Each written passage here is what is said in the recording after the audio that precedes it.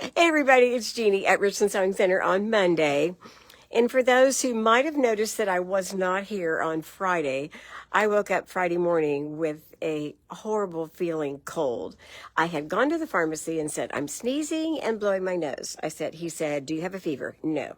Do you have a sore throat? No. He said, then get Zyrtec. So I took Zyrtec for 2 days, and it did kind of help a little bit. And then all of a sudden Friday, I felt horrible. And by about noon, I thought, okay, I can rally and get up and go on to work and do my live and everything. And I stood up and I thought, no, I just really don't feel very good. I was afraid to drive, actually, which sounds silly. Saturday morning, I got up and I was fine. So I still have a bit of a runny nose, but we had a wonderful Easter. We have 8 grandchildren, and they were all in the backyard. We had piñatas and eggs and confetti eggs, and they played a trick on me, which I'll tell you about another time, but it was fun. So I hope everybody did have a blessed Easter.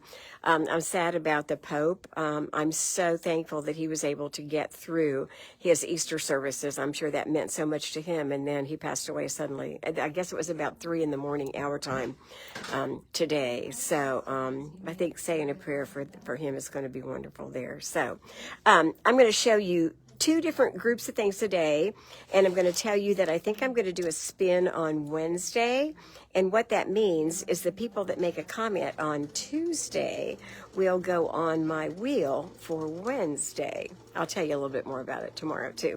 I do want to show you, this is the newest Janine Babbage. It has been on order for 6 weeks, I think. I don't know why, it took forever to get it. We finally called Janine and said, would you send us some? Because the company we ordered from does not have them. So these are in. So if you special ordered one, it is here. And what it says is, life is short, make it sweet. This is an embroidery design. I have made a bunch of her 3-fold things, and what I do is make a pillow with all 3 embroideries on the front of a pillow, and that has worked out really well. We also sell the little metal frames that you can do this way. So these are in stock now. So I wanted to let you know that. I'm going to show you some other things, but first I'm going to talk about applique a little bit because I have an assistant here. And she's going to try and hold the phone because I just absolutely cannot do applique with one hand. So, Erin, if you will take the phone, I'm going to turn this around and hopefully the volume is going to stay on. So, okay, don't touch that button right there. So she's going to talk about that. This is what I'm working on, is this Christmas quilt, which is a combination of piecing and applique. But there's a lot of applique. I know it probably looks very innocent, but all these things are applique. So I think you can see, this is one, this is actually done. So this is one of the Christmas trees. This is the gingerbread cookies. I have bows. I have all kinds of things that are pretty much done or half done. When I applique, I do as much as I can with one color so that I don't have to keep changing the thread. So I'm going from this piece to another piece to another piece, and then I'll change the thread color and then come back and do another. So beginning, let me show you, there's my open toe foot, because that is a must, because when I put something under here like this, I can see exactly where the needle penetrations are going. So, but I want to show you one feature that some machines have. Not every machine has this, and it's called a tapering function. If you'll notice, this corner right here looks pretty darn perfect, doesn't it? See how it's mitered? So that's what this does. So going across the top of this particular screen, there's a T right there. This happens to be the brother. They have it on the Janome and the Viking and everything else too. It might look a little bit different. So if I select that quantity of stitches, that group, these are all the stitches that can be tapered. I selected the satin stitch because that's the most common, although I'm using the blanket stitch for most of my applique. So that is selected, and then I'm going to hit this button up here and see that is a taper stitch. So I'm going to touch that, and that brings up this menu. First of all, you want it turned on. And then now we get to select the angle that we're going to use. So if I hit that, this is all the different angles that the beginning of the stitch would do. And then when I hit that one, these are all the angles that the end of the stitch would do. And I know that may make absolutely no sense to you, but watch what's going to happen. So I have a stitch selected. I have a satin stitch. It's asking for the end foot, but my open toe foot is going to be just fine. Y'all need to remember that whenever your machine asks for a foot, it's only going to be a foot that comes with your machine. Even though you know there's another foot that might be better, which in this case, the open toe is better, but it's not going to show that because it didn't come with the machine. So hopefully that makes sense. I have my width and length selected down here, and so I'm going to come over here on this just plain piece of fabric. Tell me to say fabric, Erin, not paper. So I'm going to go ahead and start stitching, and this is going to taper from nothing up to the width I have selected. And see, now it's just going along with a regular satin stitch. And when I'm getting close to the place I would like to do a corner, for instance, if I was going to do that, I'm going to touch the reverse button, and it's going to now taper down. Oh, I don't think it did it. To a point. And see, then it's going to stop. And now when I turn, and I go forward, it's going to taper up again. I'm going to scoot ahead so you can see it. And let me cut this so you can see it. And that's how I did that. So look at that beautiful corner.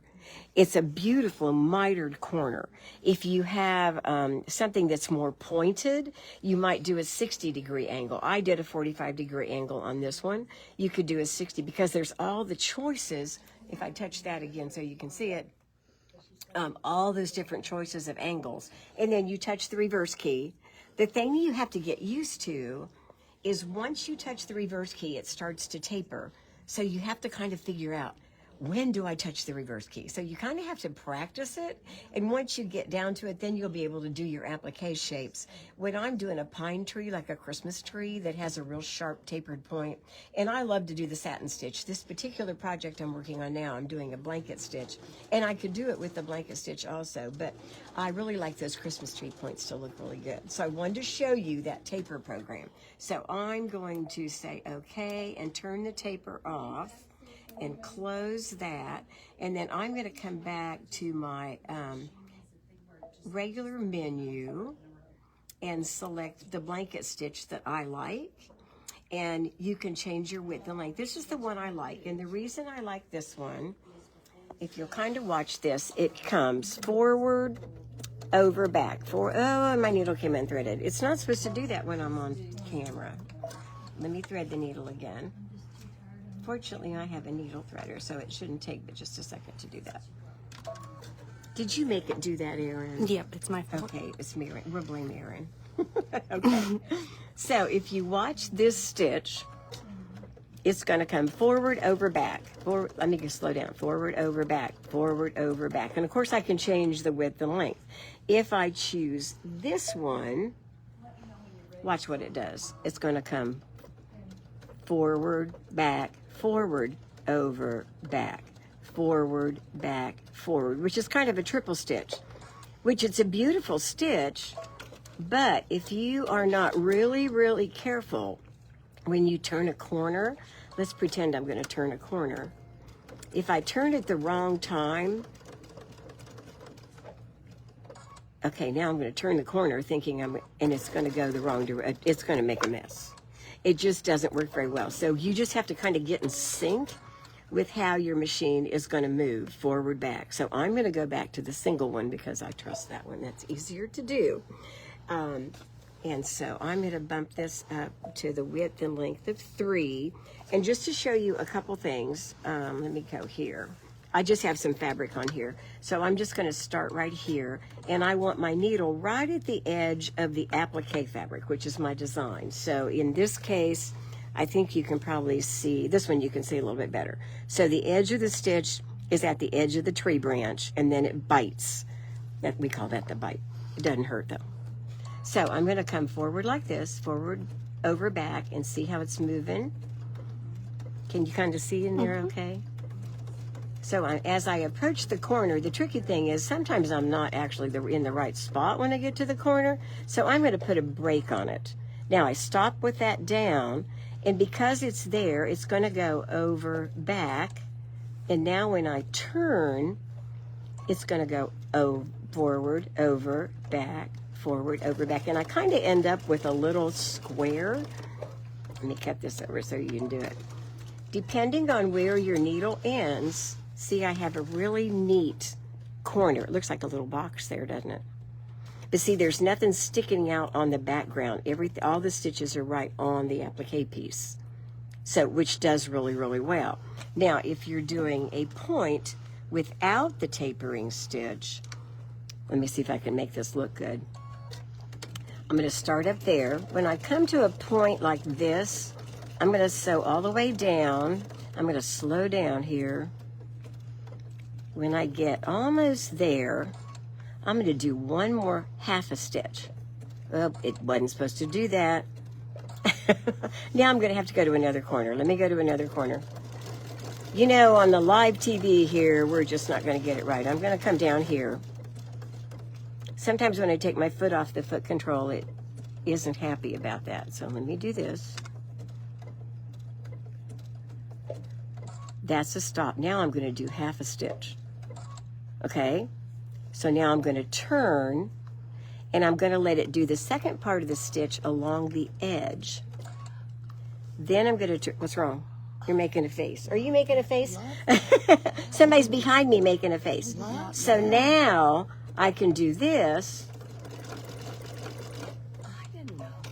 And my corner doesn't look like a mess.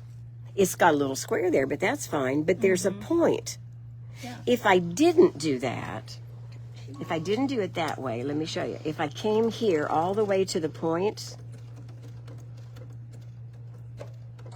and then I turned to line up with this, it kind of makes a mess. Now, this is something you kind of have to practice with your machine, and not every, see how that's kind of a messy corner, whereas the one I did before looks good. It's something you have to kind of get in sync with your machine. If you do the one that has the repeating edge, that's where you really get in trouble. And then on curves, I'm going to come along here, and because I'm doing the blanket stitch, I'm just going to move my hands. I usually keep both hands right here, and I'm going to ease around. But if you have little tiny circles like this, notice those are little. Every once in a while, I'm going to stop with the needle down, and I'm going to turn it. Now, I don't have to do it on this one. Sometimes the circle is so little that I have to do that almost every stitch. Because when I go around those little tiny circles, actually, where's my gingerbread boy? Look at this one.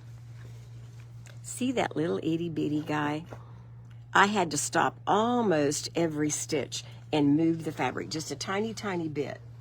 And I do have to tell you, I love to applique, which is a good thing I love to applique because I've been sitting here for a week working on this quilt. But I think it's turning out really good. I love the way the applique looks. And if you look at the pieces I've done, the greens are almost all done, but that's about it because I'm trying to, like I said, not change threads all the time. This is the quilt. So see, I'm working. So hopefully that makes sense. Does it kind of make, did you guys learn anything? I did. That point, I did not know. The point works really, and if you're doing a satin stitch, you do the same thing. And you can angle that and you still get a really good point. Okay, Erin, I'm going to steal the phone. Thank you. And while these ladies are here, these are some ladies that are sewing over here. And this one, let me turn it back around. I'm sorry. I borrowed a project she had. She brought this in here today. And it's called kind of a collage landscape quilt. And I think this is absolutely gorgeous. And you can't see the sparkles. Can you kind of see the sparkles? There's a sparkly tulle fabric. Tulle kind of looks like netting. And the tulle has little sparkles in it. So she appliqued these houses. What? Oh, see, these gals are talking to me here. The tulle has sparkles, so the houses, and I love the ticking on the roofs. Isn't that cute? This is called ticking, in case you wonder, what is she talking about? But isn't this cute? So then I went next door and got out the landscape class. This is the landscape class that I used to teach, and I'm saying used to because I haven't done it in a while. but I love doing this. This is one that a customer did.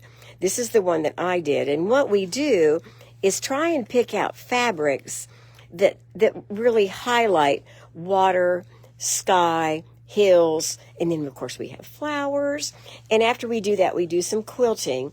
And you'll notice on that one and this one, you guys are whispering. What are you talking about? I like the glittery. Oh, I like putting a pretty border, and a lot of fabrics that have a border print in between them, like the ones we do, the 60-degree runners, there'll be a little extra piece of border in between that you don't end up using, and so that makes a great thing to go around. See that one? These are ones we had in class, and I think both of these are just really pretty.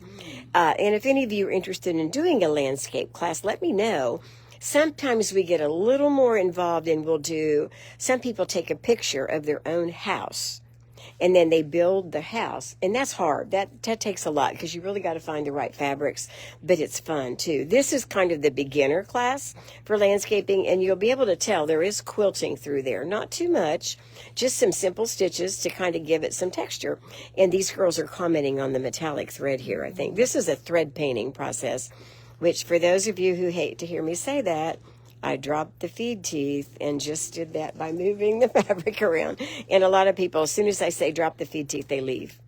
So, but that's fun. But I got so excited because I think this one that she did is just stunning. And we're trying to find the pattern because I think that would be fun. We think this is a European village. Where'd you say Mediterranean? Mediterranean. We'll have to do one that looks a little more like Texas, I think. What do you think? Sure. It's not flat. There's mountains in Texas. They are really giving me a hard time here about doing this.